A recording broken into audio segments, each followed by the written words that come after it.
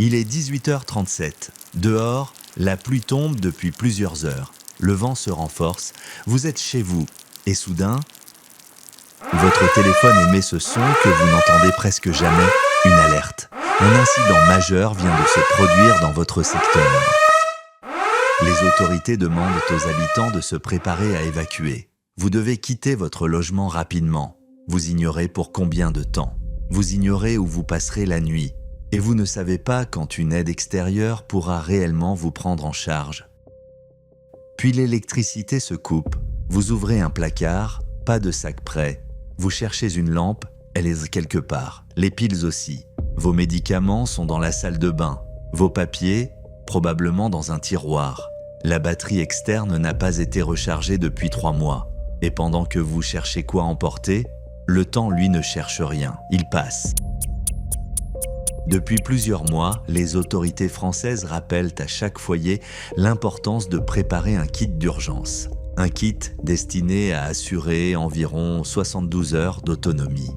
3 jours pendant lesquels les réseaux peuvent être perturbés, les routes coupées, les services de secours saturés et la vie quotidienne nettement moins quotidienne. Ce kit doit être préparé à l'avance, rassemblé, accessible et régulièrement vérifié. Alors, avant de poursuivre, une question très simple. Vous l'avez ? Pas les différents objets dispersés dans toute la maison.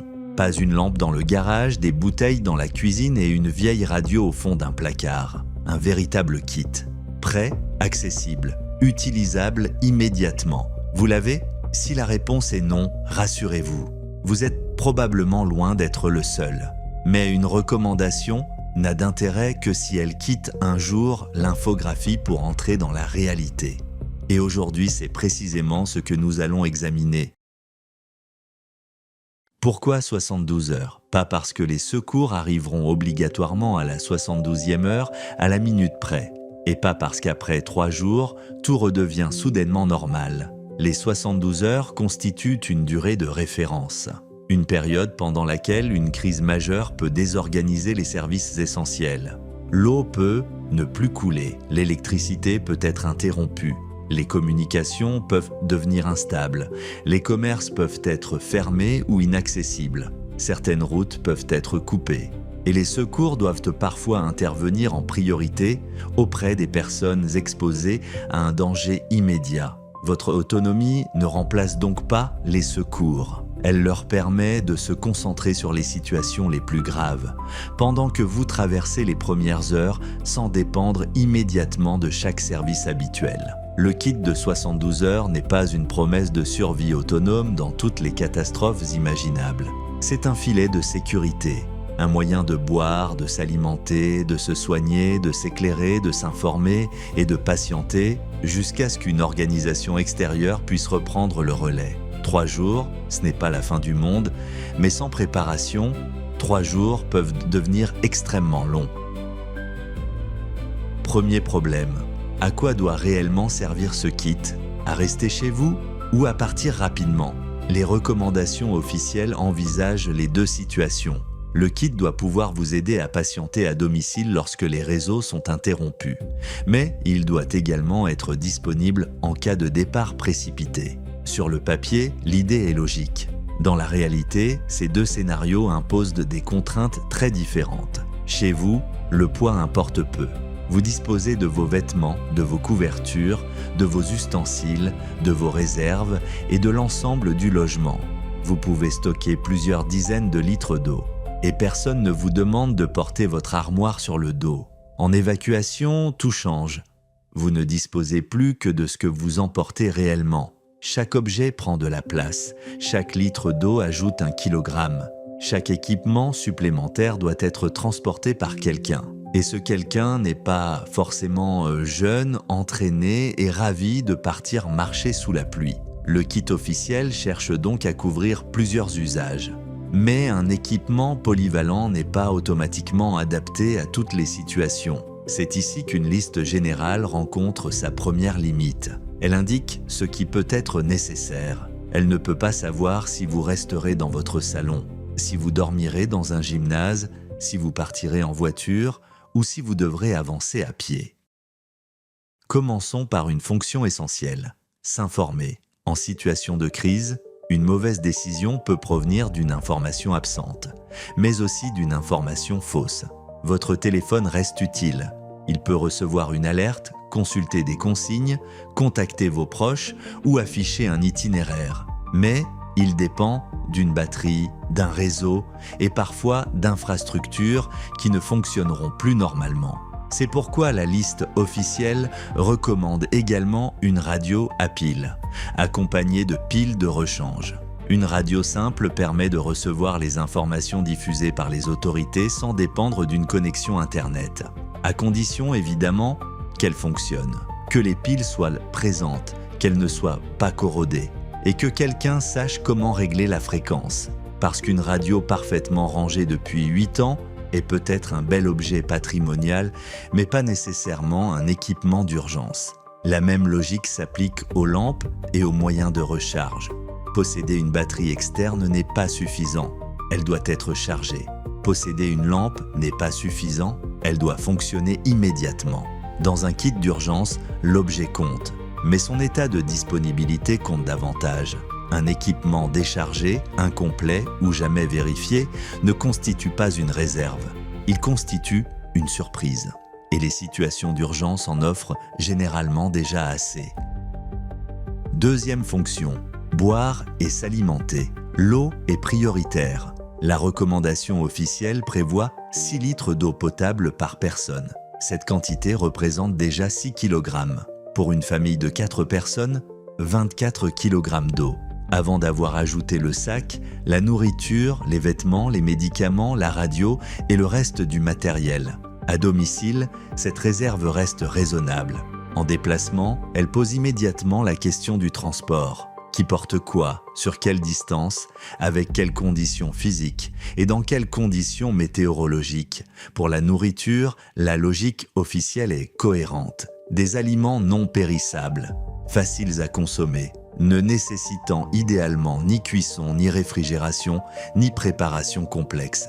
Parce qu'une conserve sans ouvre-boîte reste parfaitement conservée, y compris contre son propriétaire. Mais là encore, le contenu dépend du foyer. Un nourrisson n'a pas les mêmes besoins qu'un adulte. Une personne diabétique ne prépare pas son alimentation comme n'importe qui. Une allergie alimentaire ne disparaît pas parce qu'une alerte a été déclenchée.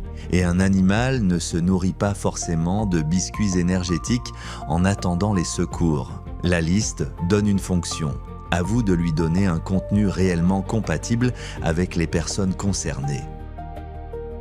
Troisième fonction, se soigner. Une trousse de premier secours peut traiter les blessures légères et permettre d'attendre une prise en charge adaptée. Mais elle ne remplace pas vos traitements personnels. Une personne qui prend quotidiennement un médicament ne peut pas compter uniquement sur quelques compresses et un désinfectant. Les traitements réguliers doivent être anticipés. Les ordonnances doivent pouvoir être retrouvées. Les lunettes, les appareils nécessaires et les besoins médicaux particuliers doivent être intégrés à la préparation. Et la date de péremption des produits doit être contrôlée. Parce qu'un kit préparé une fois puis oublié pendant 10 ans n'est pas une préparation, c'est une capsule temporelle. La composition du foyer change également tout. Une personne âgée peut avoir besoin de davantage de médicaments, de chaleur ou d'assistance. Une personne handicapée peut dépendre d'un matériel spécifique. Un enfant a besoin d'éléments adaptés à son âge. Un nourrisson nécessite une organisation particulière. Et lorsque l'on aide une personne vulnérable, la question n'est pas seulement de savoir ce qu'elle doit emporter. Il faut aussi déterminer qui portera son matériel, qui l'accompagnera et à quelle vitesse le groupe pourra réellement se déplacer. Le kit officiel s'adresse à tout le monde, mais tout le monde ne possède ni les mêmes besoins, ni les mêmes capacités.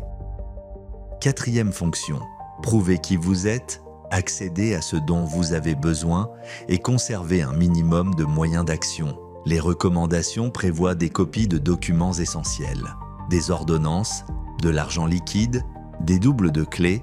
Ces éléments peuvent sembler secondaires face à l'eau ou aux médicaments. Pourtant, une évacuation ne consiste pas seulement à quitter un bâtiment. Il faut parfois s'identifier, retrouver des proches, accéder à un véhicule, ouvrir un autre logement. justifier un traitement ou effectuer un paiement lorsque les terminaux électroniques ne fonctionnent plus. Le problème, encore une fois, n'est pas de posséder ces éléments, c'est de pouvoir les récupérer rapidement. Vos papiers sont peut-être parfaitement en sécurité, dans 3 dossiers différents, répartis entre un meuble, un coffre et une boîte dont personne ne retrouve la clé. En situation normale, cela s'appelle du rangement. Pendant une évacuation, cela devient une chasse au trésor. Les documents les plus importants peuvent être copiés et protégés dans une pochette étanche. Les informations utiles peuvent également être conservées sur un support numérique sécurisé. Mais les données sensibles exigent de la prudence. Un kit d'urgence doit faciliter votre autonomie, pas offrir votre identité complète à la première personne qui trouve le sac. La liste officielle ne connaît pas la date de votre prochaine urgence. Elle ne sait pas s'il fera 38 degrés, -5, s'il pleuvra, s'il neigera, ou si vous devrez attendre plusieurs heures dans un bâtiment non chauffé. Pourtant, la saison et la météo sont déterminantes. Une évacuation au mois d'août n'impose pas les mêmes besoins qu'un départ en janvier. La quantité d'eau, les vêtements, la protection contre la pluie, le froid, le soleil ou le vent doivent être adaptés. Une couverture de survie est utile, mais elle ne transforme pas une tenue légère en équipement d'hiver. Et un vêtement très chaud n'est pas particulièrement avantageux lorsqu'il faut marcher en pleine canicule. Votre forme physique compte tout autant. Le kit doit pouvoir être porté par la personne à laquelle il est destiné. Pas seulement soulevé 5 secondes dans le salon, porté dans un escalier, sur un sol irrégulier, par mauvais temps, avec du stress. Et peut-être en aidant quelqu'un d'autre. Une personne sportive peut supporter une charge qui deviendra dangereuse pour une personne âgée, malade ou peu mobile. Un sac à dos peut convenir à l'un et être inutilisable pour l'autre. Le mode d'évacuation change également les limites. En voiture, vous pouvez transporter davantage. À pied, chaque kilogramme doit justifier sa présence. Mais construire un kit uniquement autour de votre véhicule suppose que ce véhicule soit disponible, accessible, en état de fonctionner, et que les routes soient praticables. Ce qui, dans une situation nécessitant une évacuation, n'est jamais une certitude absolue. Le bon kit n'existe donc pas dans l'absolu. Il existe un kit adapté à une personne, un foyer, à une saison, à un moyen de déplacement et à des risques locaux. Alors, le kit d'urgence officiel est-il utile? Oui, il couvre les grandes fonctions essentielles. Boire, manger, se soigner, s'informer, s'éclairer, se protéger, s'identifier et conserver un minimum d'autonomie pendant les premières heures d'une crise. Est-il complet? Pas vraiment. Et c'est normal. Aucune liste générale ne peut connaître votre santé, votre âge, vos enfants, vos animaux, votre condition physique, votre région, votre logement ou la météo du jour où l'urgence surviendra. Est-il mal compris? Très souvent. Parce qu'un kit n'est pas simplement une collection d'objets recommandés. Il doit être préparé, regroupé, contrôlé, personnalisé et placé dans un endroit réellement accessible. Les recommandations officielles constituent donc un point de départ sérieux, mais elles ne font pas le travail à votre place. Reste maintenant une question. Que se passe-t-il lorsque nous prenons cette liste ? Que nous achetons réellement le matériel, que nous remplissons le sac et que nous le plaçons sur une balance. Combien coûte-t-il? Combien pèse-t-il? Peut-on réellement le porter? Quels produits améliorent vraiment son efficacité? Et lesquels ajoutent surtout du prix, du poids et une belle promesse commerciale? Sur plan B, nous ne nous contenterons pas des descriptions des vendeurs. Les produits proposés seront achetés, testés, comparés. Comme nous l'avons déjà fait avec la Radio H39. Les liens affiliés pourront soutenir la chaîne, mais ils ne décideront jamais du verdict. Une amélioration doit résoudre un problème réel, pas simplement remplir le sac. Dans le prochain dossier, nous construirons donc ce kit. Nous le pèserons, nous testerons son matériel, nous l'adapterons à plusieurs situations.